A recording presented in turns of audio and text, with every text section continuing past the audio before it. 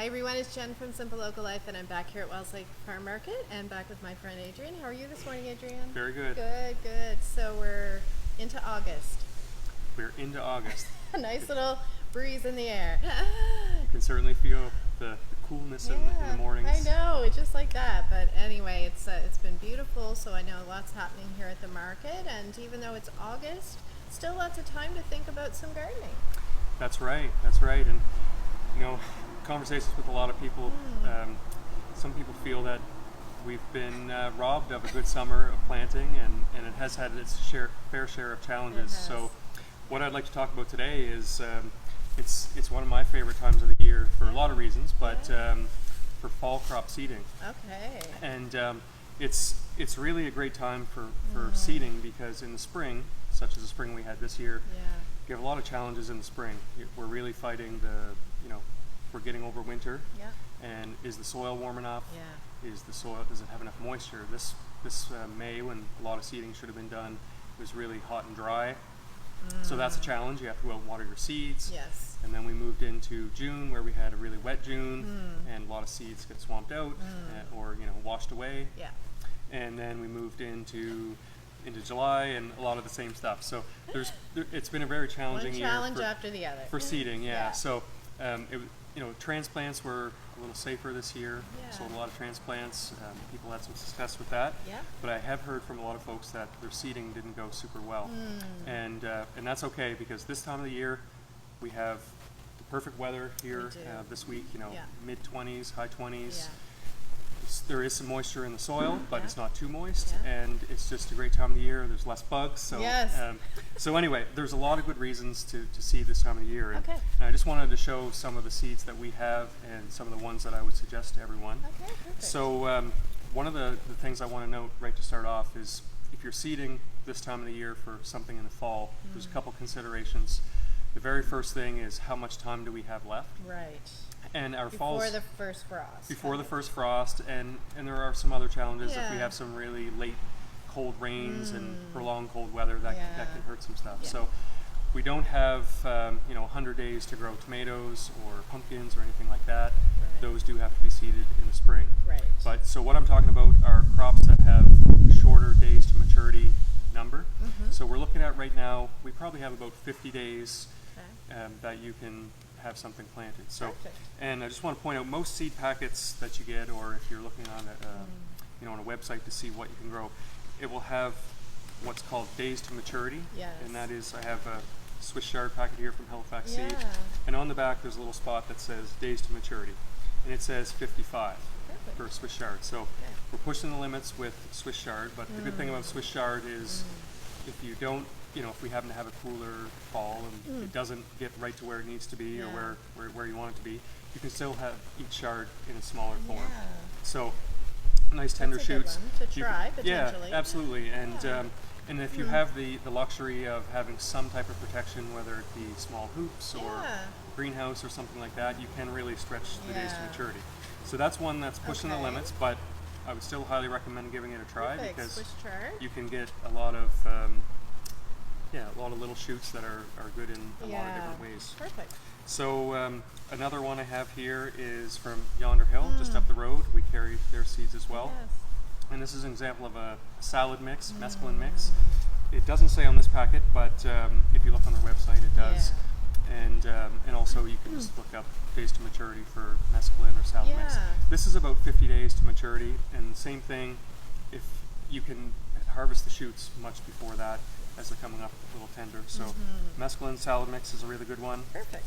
Set that down here. Arugula is a great one. A little bit of a spice. It's a green, and that one is about probably 40 days or a little bit less to maturity.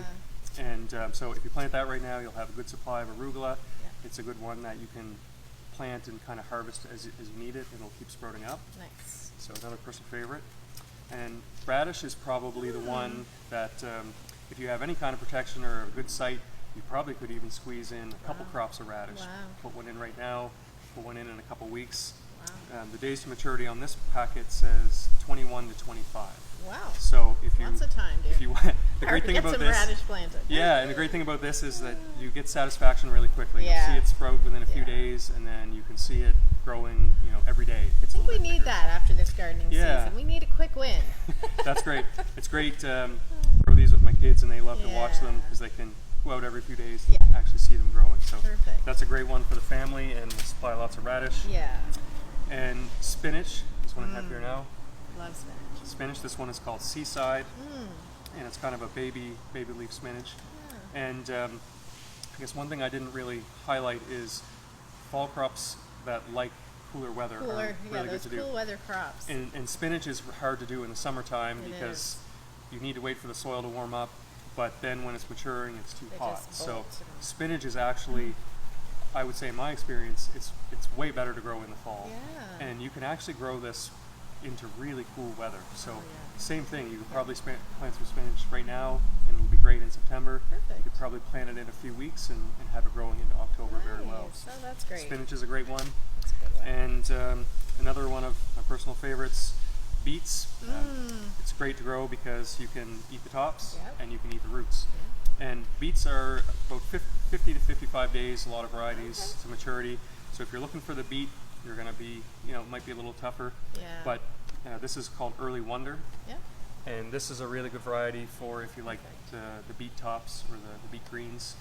And there's a good chance you can harvest the greens as well as the root. Great. So can't go wrong with that Thinking one. about beets, that's a good one. And then of course this is another variety of lettuce. This is Yeah. a leaf lettuce from Sutton's. Yeah. And lettuce, same thing. Some of the bigger head varieties or a romaine might be really pushing the limits on getting that to full Yeah. harvest, but there's lots Kind of of leaf those lettuces. leafy greens, Yeah, the leafy greens, and again similar to the arugula and the Swiss chard. It doesn't have to be a certain size. You can harvest it at any size Okay. that you want. So Perfect. also very good. And these are all, lettuces are expensive, greens are expensive, so really easy to grow in the fall. The Yeah. weather's perfect, and it Good, it's fun, and it can Yeah. hopefully help the pocketbook a little bit. Exactly. Well, these are great ideas. And our seasons, people have talked so much over the past years about our seasons sort of shifting. And I find our falls now extend quite a bit longer than they used to traditionally. Every year is like, who knows, but That's right. traditionally our fall's weather seems to go longer. So we're kind of, we end up with potentially a lot of good gardening season left. So Yeah, exactly. these are great ideas. Thanks, Adrien. I'm going to, every time I'm like, I'm done planting now, I'm like, maybe we should just throw some more seeds in and see what happens. And you're right, the soil is warmer now and things just grow so much easier and quicker this time of year. So it's a great time. Anything happening down in the market? What about fresh produce this time of year? Yeah, so we've had it for a little over a week now, but we've been selling high bush blueberries, Nice. freshly brought in every day. Nice. And they're really good because we've had a challenging year, as I say, for a Yeah. lot of berries, the Yeah. strawberries, the raspberries, and some other things. Yeah. Tree fruits were a real challenge, but blueberries seem to be doing really well. Awesome. They're holding up really well, and they're delicious. Blueberries, they plump up when they get some moisture. So high bush blueberries have been going really well. Wonderful. We're expecting and hoping for wild blueberries next week, Ooh. as long as the weather and everything Yeah. holds up. Yeah. But we're expecting those next week, and looking Perfect. forward to blueberry cakes and blueberry Yeah. muffins and all those things Good. that come with the season. And, Good. and blueberry season is really long. We Yeah. expect to have blueberries right into September. Wonderful. So that's really exciting. Good. And also for the weekend, we will have some corn. Ah, Corn has been has had some challenges this year as well. So typically, corn might have been out a week or so ago, but we will have it for the weekend. wonderful. Long weekend coming up for a lot of people. A lot of people got plans made and looks like pretty decent weather. So a nice feed of fresh corn just sounds perfect. Sure does. Well, thanks so much, Adrien, and just reminding everybody, you guys are up 9 to 6 every day except Fridays, open till 7 for everybody who wants to stock up for the weekend before they head out on all their fun things. Anyway, thanks, Adrien, for all Thank this. you very much. Thanks, everyone. You today, I'm Elspeth. doing well. Yes, beautiful morning. It is a beautiful Love the morning. fresh air. Me too. Phew, we're Thank through goodness. that. Yes. It was a lot of heat. We've had just such an odd weather summer, but this last few days this week has been beautiful. So we'll just take it. Yep. Yeah. So what should we be thinking about, Elspeth, in the garden? Well, we're eating from the garden. I I, know. I just stole tomatoes off Adrien's tomato plants here at the market, and they look delicious. I'm going to eat one. Oh my, yes. Those tiny little So- tomatoes are starting. With tomatoes, you want Yeah. basil. And today we're going to talk about harvesting herbs from your garden. Okay. Because I expect that, like our little garden out here, we've started cutting basil. Finish your tomato. We started harvesting basil this week. Yes. And we've got beautiful fresh basil. Oh, that smell smells so goes good. perfectly with the tomatoes. If you have basil that looks like this with the flower on top, you should cut that off. Yeah.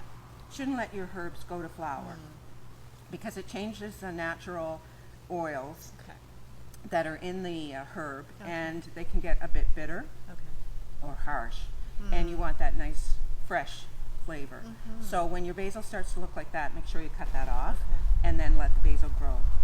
When you're picking basil, you should be cutting off the leaves near the top part, so you've got a nice little stalk, which is, you're not going to use that. No. Basically remove the leaves. Yes. But basil is something that will continue to grow in your garden, so just keep picking and you'll continue to have keep trimming, because you can see on the stalk you've got nice new little leaves coming here. So if you remove these top ones, these are going to fill in as the season goes on.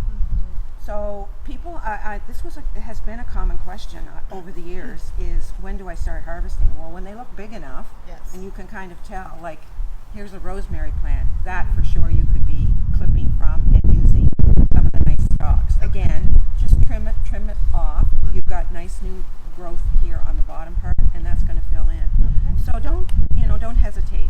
Parsley, again, a beautiful addition to either decorate a plate or add to your tabbouleh or whatever you're making, and easy to just go and grab and start using.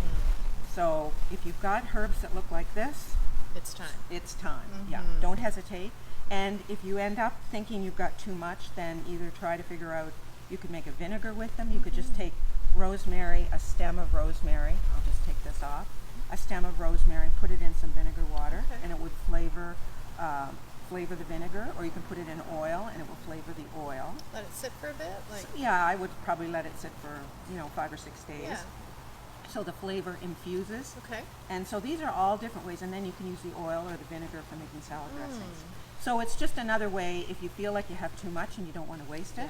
And then of course you can freeze things and dry things to preserve them. Lots of ways for- to keep using our herbs. Yes. And now fresh, which I think is, the best way. Absolutely. And I think if you're new to having a herb garden or new to gardening, like, it's really one of the best ways to see how easy it is and how delicious and how much flavor it adds to your It meals. just adds a freshness to things that you don't get from using the dried No. herbs. And I know this is another question I've had over the years, how much to use versus the dried. dry. Yeah. You probably need to use about 3 times as much, because of course the dried is compressed Mm-hmm. or like shrinks up. I don't know how to say that, but shrinks so that you have this more concentrate. So with the fresh, you probably need to use, if it calls for a tablespoon, I would use 3 of the fresh. Okay, perfect. It's kind of a rule of thumb. Good But again, tips. using herbs is a bit like your own personal taste, how much flavor Yeah. you want to add to something. And beside me, I have this. It's hiding you over here. I have this monster. That's a Mint. mint. And I'm going to show this not so much for harvesting, because it's very easy just to pick off some mint. You could just take it and you won't even notice it's gone. Yes. But the reason I want to show this is, mint is very invasive. And I'm showing this in the pot because this was, I don't know, maybe 3 mint plants. Oh, wow. And we've got this huge plant, but we don't have to worry about it taking over the garden by Yes. growing it in a big pot. And it's actually really pretty. You can set it somewhere in your beautiful. garden. Again, you're starting to see some little flowers here on the end. You want Yes. to take those out. Okay. So that's another, I know we talked about mint before being invasive, but I wanted to show it in the pot. And we're saving this for a catering project we're doing perfect. later in September, which we need some Perfect. mint for. So we grew some I'm ourselves so just to thankful use. of Yeah. Elspeth, so you're not. So those are some of the very, very basics about herbs, but Yeah. I would say just get out there and start using them. Just get out and start. These are great tips. So now's the time. Start using all your herbs, or start drying or preserving them, or using them in vinegars. Lots of great things to do. Well, thanks so much, Elspeth, Yeah, for all my this. pleasure. Thank Yep. you.